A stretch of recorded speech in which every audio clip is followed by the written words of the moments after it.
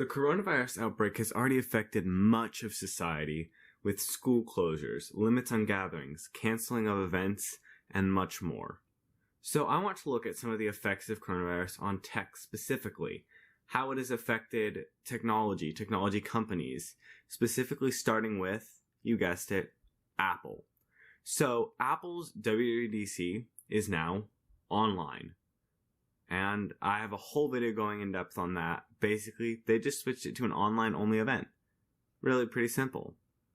Apple is closing all retail stores outside of China. All of them.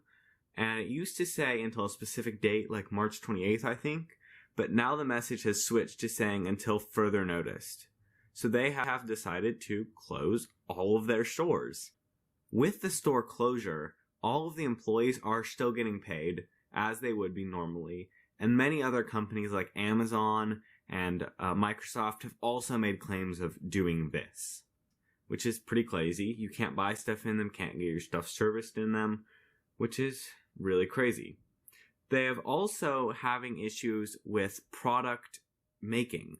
So there have been a lot of stories about delays in making products, producing these new ones, and also, this story specifically talks about going back into production, but there have been a lot of delays, like a lot.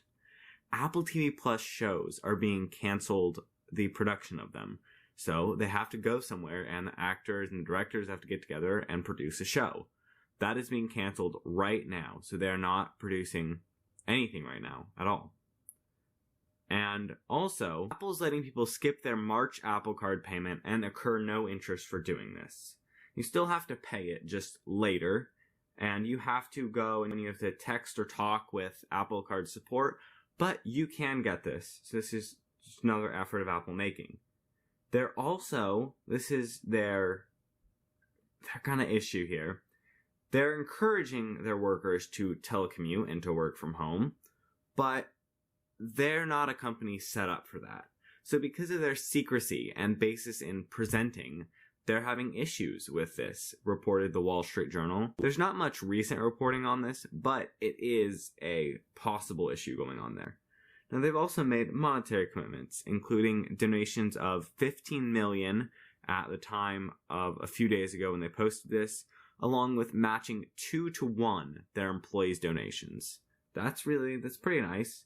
And we've seen a lot of other companies also making strides like that. Apple's also denying all unofficial coronavirus apps in their App Store, along with expediting the process on important apps from official sources such as CDC, World Health Organization, and others. Now let's look at some of the efforts other companies are making. So US phone carriers have come together to an agreement, and some have also just done their own things, of just relaxing things. So free data for all customers. Things like continuing your service going even if you stop paying. And ISPs are also doing similar things. So that's really pretty nice there from those companies, especially as like online work and telecommuting, schooling are all going on in this online world. It's really important to have this internet. Netflix and Disney have stopped production on many films and TV shows, like Apple did, just again to protect from coronavirus. This is potentially a big deal later in the year, as we could see popular shows and movies being delayed with their release. Speaking of delayed releases, Frozen 2 is being released earlier, which I think this is the best thing any company's doing.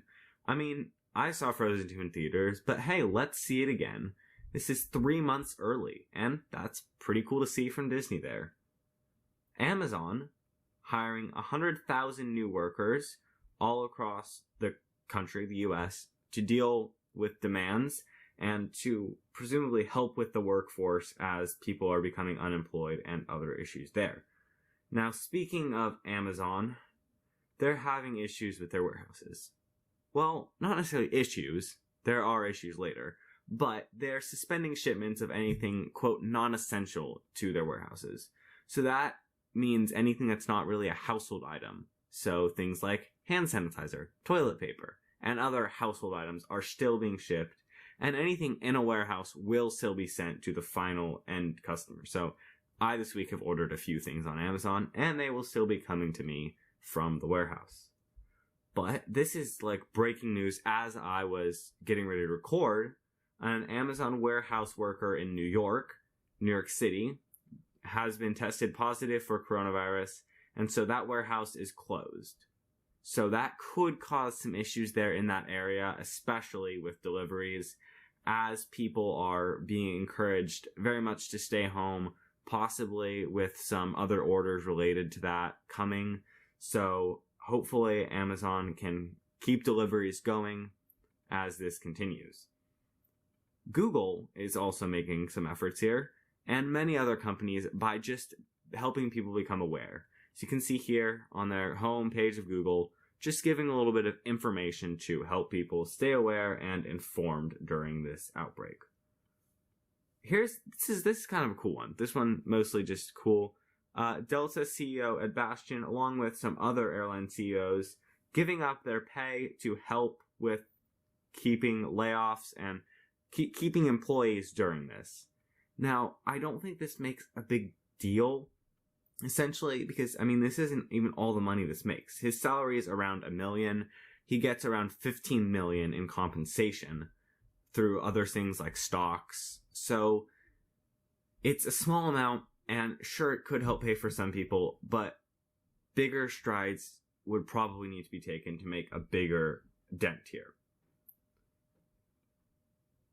So that's just some of the things that tech companies are doing to help with this.